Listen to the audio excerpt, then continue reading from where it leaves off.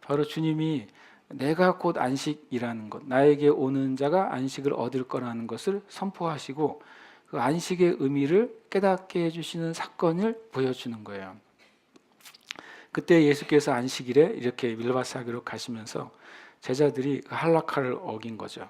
바리새인들이 보고서 당신의 제자들이 안식일에 하지 못할 일을 합니다라고 말을 하고 있습니다. 실제로는 이것도 유대인의 법에도 또 죄도 아니에요. 유대인들의 법에 의하면, 성경의 법에 의하면 누군가가 밭이 있으면 지나가는 나그네들이나 가난한 사람들이 손으로 꺾어서 이렇게 그것을 먹는 행위는 오히려 자선 행위에 해당돼요.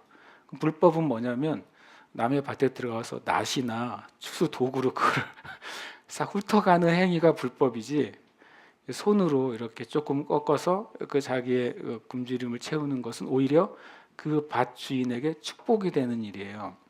그러니까 실은 안식일의 그 잘못된 할라카 법으로 하나님의 또 은혜의 법을 또 오히려 가리는 일이 벌어지게 되는 거죠. 그리고 또 이 말은 당신의 제자들이라고 표현하지만 실제로는 바로 예수님을 공격하고 예수님을 비난하는 말이 되는 겁니다. 안식일과 안식의 개념도 본질이 덮여지고 유대인들에게 39가지 하는 할라카의 거짓 율법이 안식을 덮어버리니까 예수님이 하는 일들이 죄가 되는 거예요. 예수님이 병자를 고치시고 진리를 선포하고 사람들을 자유케 하시는 그 일이 안식일에 했다는 이유로 범죄가 되는 거예요.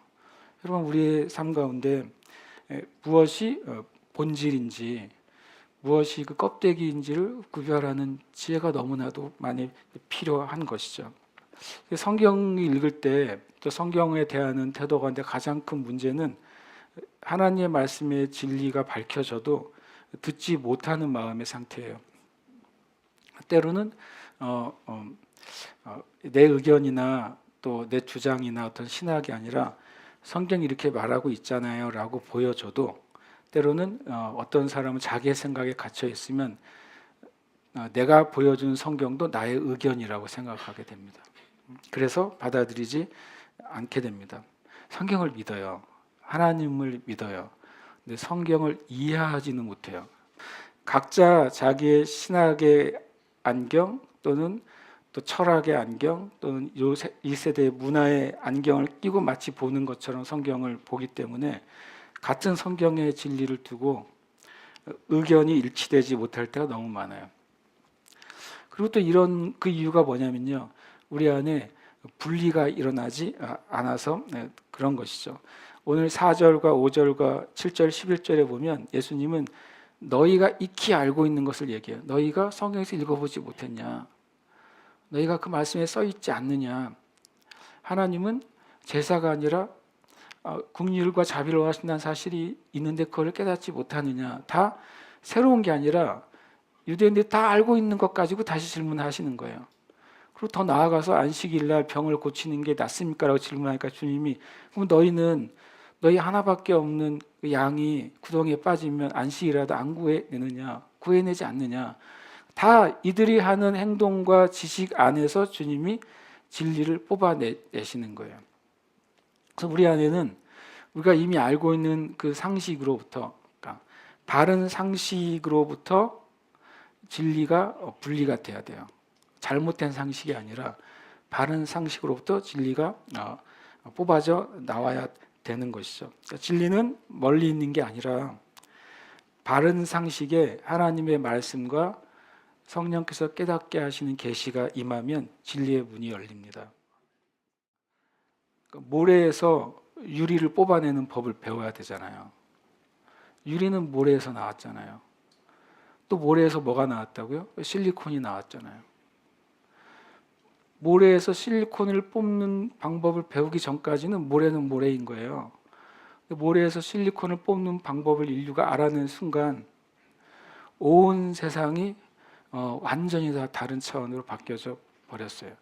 그러니까 우리가 아는 바른 상식에 하나님의 말씀이 그곳에 세워지고 성령께서 깨닫게 하시는 그 은혜가 있으면 진리가 열려요. 유대인들이 성경을 다 외우고 있어요. 그런데 그들이 살아가는 바른 상식에 그 성경이 접목이 안 돼요. 그리고 성령께서 깨닫게 하시는 지혜가 없어요. 그러니까 안식일을 지키는데 안식일 날 오히려 자신들의 목을 쪼는 거예요. 더 쉬지 못하게 하는 거죠. 다른 사람도 쉬지 못하게 해요. 그래서 안식하지 못하는 죄를 지어요. 나도 안식하지 못하고 다른 사람도 안식하지 못하고 그런 죄 가운데 들어가게 되는 것이죠. 그래서 분리가 일어나야 우리가 진리를 깨닫게 됩니다. 이 말씀은 옛날에 제가 그걸 깨닫게 된 말씀이에요. 하나님의 말씀은 뭡니까? 하나님의 말씀은 살아있고 하나님의 말씀은 자유의 날선 검과 같다. 그러면서 그 다음 표현이 있어요. 혼과 영과 및 관절과 골수를 찔러 쪼개게까지 하며 라고 되어 있어요. 한글 성경은요. 근데 영어 성경은 뭐라고 됩니까? To the dividing asunder of soul and spirit이라고 했어요. 뭐냐면 하나님의 말씀은 영과 혼을 아주 잘게 쪼개서 분리시킨다라고 되어 있어요. 그러니까 우리 안에 우리의 살아가는 삶 안에 하나님을 알 수 있는 그 진리가 숨겨져 있어요. 로마서에서 뭐라고 말하고 있습니까? 하나님이 지으신 만물에 하나님의 신성과 그 능력이 담겨져 있대요. 근데 그것을 우리 스스로 다 깨달을 수는 당연히 없죠. 하나님의 말씀이 완전히 밝혀져야 주님 만드신 만물 안에 있는 그 법칙 안에 하나님의 손길이 있다는 사실을 온전하게 깨닫겠죠. 그러나 뭐가 없이는 안 되냐면요. 우리의 혼과 영이 분리되지 않으면 그 일을 깨달을 수가 없습니다. 말씀이 왜 검이라고 말씀하시냐면 마치 영적인 세계와 이 정신 세계가 막 짬뽕이 돼 있어요. 우리의 생각에요. 우리의 삶에. 하나님의 세계와 이 세상의 물질의 세계가 엉겨 붙어 있다고요. 근데 그게 분리가 일어나지 않으면 내가 진리를 깨닫지 못합니다. 그래서 말씀은 그걸 쪼개주는 거예요. 어썬더라는 단어가 산산이 쪼갠다는 뜻이더라고요. 우리의 정신 세계에 숨겨져 있는 하나님의 그 뜻과 또 계시가 말씀이 임해야 아주 산산이 하나하나 분리가 일어나요. 그래서 이게 진리이고 이것이 거짓이구나. 이것이 하나님께 속한 것이고 이것은 육신에 속한 것이구나 라는 사실을 말씀이 쪼갠다는 거예요. 말씀이 쪼개서 깨닫게 하신다는 거죠. 하나님의 말씀이 임할 때 하나님의 말씀이 우리 안에서 구분과 분리가 되는 만큼 하나님의 진리가 명확해지는 거예요. 우리가 그것을 배울 때 그럴 때 진짜 내 삶 가운데 하나님의 진리가 세워지는 것입니다. 주님이 이제 거기서 떠나라고 말씀하세요. 여기서는 정말 이제 연속적인 거잖아요. 근데 누가복음 6장에 보면 마태복음 12장 1절에서 8절 사건과 9절에서 14절 사건이 다른 날 일어난 사건이에요. 근데 이 마태는 다시 그것을 한 날 일어난 사건으로 말합니다. 다시 말하지만 이것이 시간의 순서가 아니라 영적인 진리의 순서로 기록이 되고 있어요. 11장에서 말한 내게 오는 자는 안식할 것이다. 쉼을 얻을 것이다 라고 말씀하신 것에 대한 그 진리를 마태복음에서는 가르쳐주고 있는 것이죠. 첫 번째로는 2절부터 8절까지는 하나님의 말씀을 바로 알 때 진짜 안식과 진리가 오는 것입니다. 두 번째로는 주님이 그 안식은 단순히 내적인 것으로 끝나는 게 아니라 실제 우리의 삶에 생명을 주는 것이라고 말씀하고 있는 것입니다. 예배 가운데 보면 정말 살아계신 하나님을 찾고 구하고 만나는 일은 마귀가 허용하고 싶지 않는 거예요. 우리가 이것이 분리가 돼야 돼요. 우리가 하는 행위가 성경에서 말하는 본질과 같아져야 돼요.